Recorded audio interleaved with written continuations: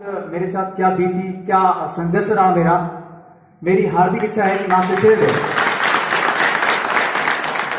मित्रों, मैं आपसे एक बात कहना चाहूंगा कि परिस्थिति व्यक्ति के साथ कैसे भी हो, अगर उन परिस्थितियों से व्यक्ति जूझता है, उन परिस्थितियों से डट करके मुकाबला करता है, तो कोई भी चीज असंभव नहीं है।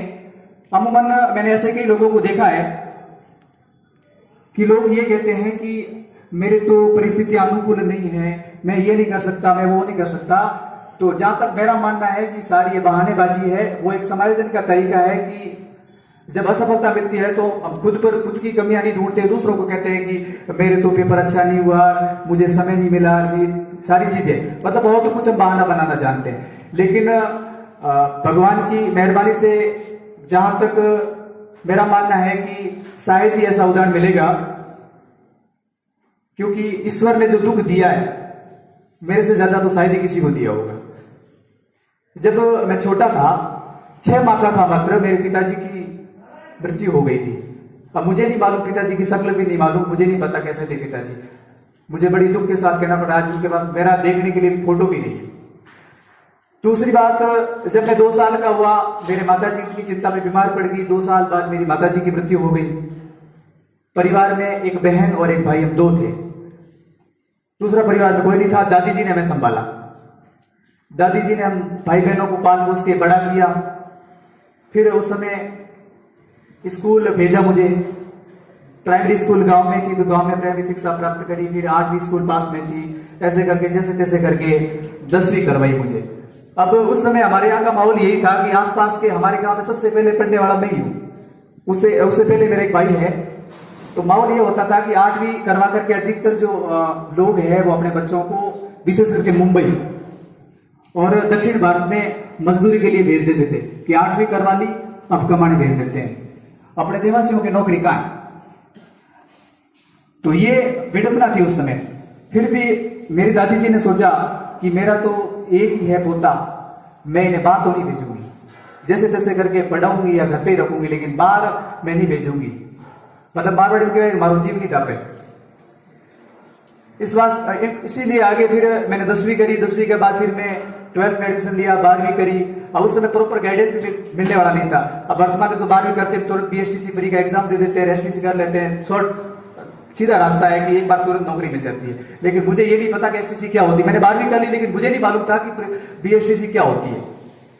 अब इसके बीच में एक और घटना घटी। जब मैं 11वीं परीक्षा की, मेरी वार्षिक परीक्षा चल रही थी, मेरी दादी जी जो एकमात्र हमारा सहारा थी भाई बहनों का, 80 वर्ष की उम्र में वो भी चल बसी। परिवार में भाई और बहन 2 रह गए। बहन की शादी हो चुकी थी। अब मात्र 6 महीने हुए थे, दादी जी को गए। मेरे जीजा जी जिनकी एक्सीडेंट में डेथ हो गई। अब बहन विधवा हो गई। बहन उसी दिन से चिंता में। वैसे ही माता पिता का तो भगवान ने दुख देखा ही था, दिया ही था। अब बहन की, मतलब मेरे जीजा जी की मृत्यु हो गई। उसी दिन से बहन मेरे पास ही रहती थी। दादी जी के जाने के बाद वो भी चिंतित हो गई, उसी चिंता में बीमार पड़ गई। हमने खूब प्रयास किए, मेरे अंकल जी उन्होंने दवाई लाई, लेकिन कोई सुधार नहीं हुआ। बस ये कहती थी मुझे अब जी के क्या करना है।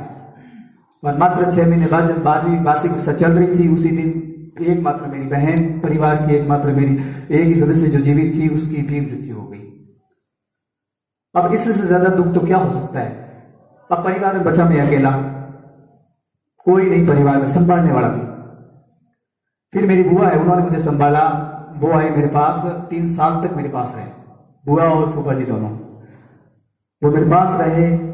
अब मैंने फिर 12वीं के बाद भीनमाल कॉलेज में एडमिशन लिया, लेकिन रेगुलर में गया नहीं। करीब ऐसे रेगुलर, लेकिन कॉलेज कभी रेगुलर गया नहीं। अब साथ में जरिया कुछ था नहीं, तो मैंने प्राइवेट स्कूल ज्वाइन कर ली फर्स्ट ईयर के साथ ही। First year, second year, final year, 3 साल तक मैंने प्राइवेट स्कूल में गांव में पढ़ाया। फिर मैंने पीटीटी दी, तो उसमें पीटीटी में 10 साल मेरी 3rd रैंक आई थी।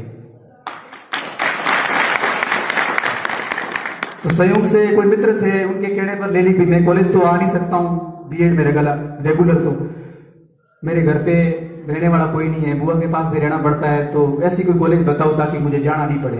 हो सकता है तो 10-15 हजार उसमें डोनेशन वाला खूब चलता है बीएड में, तो दे देंगे, पर जाना नहीं पड़े, क्योंकि मेरी परिस्थिति नहीं है कि मैं रेगुलर जाऊं।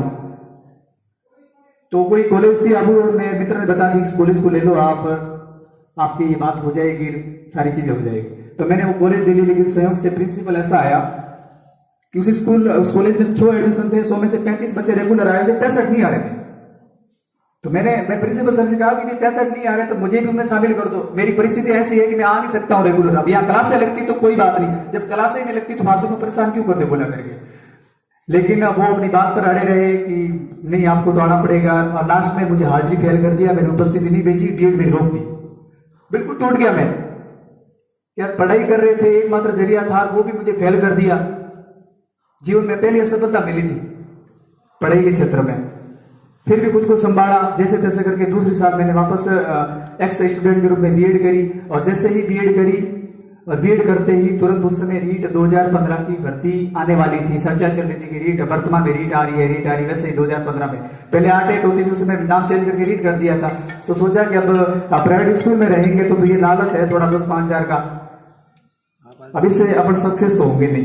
तो मैंने 2015 में घर छोड़ के, मेरे मित्र है उनके साथ में जोधपुर आ गया। सोचा कि कोचिंग कहाँ है, इधर गए आदर्श में जाए, उत्कर्ष में जाए, कहाँ करें, क्योंकि नए नवेले थे, कुछ भी जानकारी नहीं थी, घर से पहली बार बाहर निकले थे।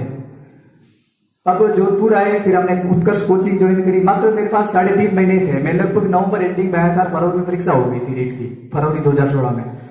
तो उत्कर्ष से कोचिंग मैंने ज्वाइन करी। 15 जनवरी के आसपास कोर्स पूरा हुआ, 7 फरवरी को परीक्षा थी।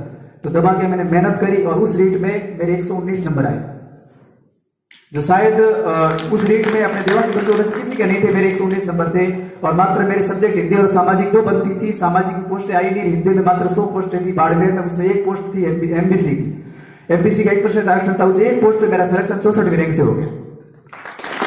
जिंदगी का पहला सिलेक्शन, पहली सफलता मेरे हाथ लगी। लेकिन संयोग देखो कि वो भर्ती कोर्ट में अटक गई, स्टे आ गया, भर्ती अटक गई, ज्वाइनिंग नहीं मिली।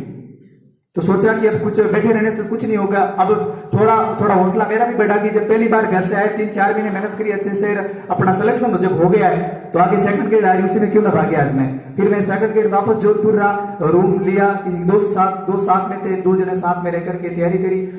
यहाँ से हिंदी की कोचिंग करी थी पद से, और दबा के अच्छी मेहनत करी। और जब रिजल्ट आया तो कुछ आशा से ऊपर ही परिणाम आया। और राजस्थान सेकंड ग्रेड 2016 में मेरी वापस 3rd रैंक है। साथ ही साथ 2018 वाली रीट भी मैंने दे दी थी फरवरी में। रिजल्ट सेकंड ग्रेड की एग्जाम तो पहले हो गई थी, लेकिन जब रिजल्ट आना था तो रीट वाली तैयारी भी करी कि ये रिजल्ट आएगा पता नहीं क्या कैसे है, तो मैंने रीट वाली तैयारी भी करी। और 2018 वाली रीट थी, उसमें भी मेरा हिंदी से सिलेक्शन हो गया, सामाजिक से हो गया, 128 नंबर आए रीट में। अब कहते हैं भगवान जब देता नहीं है, देता तो छप्पर फाड़ के देता है। तो उधर वो 16 वाली वो फिर कोर्ट से निकली भर्ती, उसमें मेरी पोस्टिंग है आलपुरा में पास हो गई, मतलब स्कूल अलॉट हो गई, तो वो मिली। इधर सामाजिक, इधर हिंदी, इधर सेकंड, 4 नौकरियां 1 साल। और फिर भगवान की मेहरबानी से नेट जेआरएफ भी हो गई। तो एक ऑप्शन ये भी था कि आप जेआरएफ में जाओ, पीएचडी करो और स्कॉलरशिप लो। तो मेरे पास 5 रास्ते थे। तो कुल मिला के सफलता का दौर शुरू हो चुका था। फिर मैंने सेकंड ग्रेड ज्वाइन किया, ना थर्ड ग्रेड ज्वाइन एक भी नहीं की, 16 वाली भी नहीं की, 18 वाली भी नहीं की, सेकंड ग्रेड ज्वाइन की। वर्तमान में मेरी पोस्टिंग जो सिवाड़ा है, सांचौर के जस्ट नजदीक ही है, 20 किलोमीटर की परिधि में पड़ता है, वहां पर मैंने ज्वाइन करी। और फिर आगे लक्ष्य ये था कि भी कुछ आगे करे, जब इतनी सफलताएं मिल रही है तो आगे भी जरूर मिलेगी। अब थोड़ा हौसला है वो बुलंदी हो गया था, थोड़ा आत्मविश्वास भी ज्यादा ही कुछ हो गया था। तो फिर मैं सेकंड ग्रेड बनने के बाद लेक्चरर की तैयारी में लग गया। और फिर लेक्चरर की परीक्षा 2 बार पोस्टपोन्ड भी हुई, लेकिन खुद को मोटिवेट रखा, हिलने नहीं दे खुद को। और लास्ट में जाकर के अच्छी परीक्षा हुई, अच्छा पेपर हुआ। और अभी थोड़े दिनों पहले आपको ही पता है कि लेक्चरर का रिजल्ट आया, उसमें भी मेरी वापस 3rd रैंक आई है। मतलब ये है कि अब परिस्थितियां मैंने आपको बता दी कि इससे ज्यादा परिस्थितियां तो अनुकूल प्रतिकूल किसी के हो ही नहीं सकती, जहां तक मेरा मानना है। तो हम लोग कहते हैं कि परिस्थितियां हमारे अनुकूल नहीं है, ये सारी बातें हैं, तो ये केवल बहाना मात्र है। अगर आप मन में ठान लेते हो तो कुछ भी असंभव नहीं है। और हमारे यहाँ तो विशेष रूप से एक बात चलती है कि वर्तमान में 2015 के बाद तो अपने देवासियों में सिलेक्शन भी खूब होने लगे, काफी मित्रों के सिलेक्शन हुए, काफी साथियों के।